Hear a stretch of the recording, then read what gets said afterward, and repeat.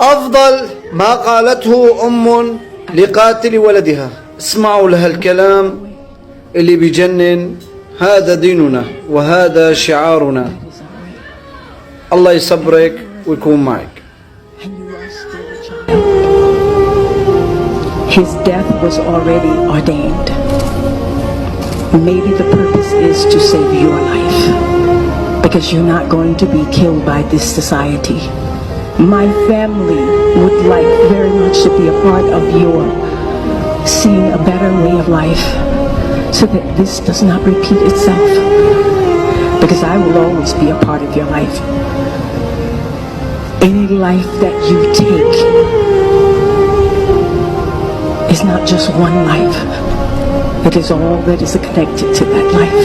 But what we want for them is not revenge.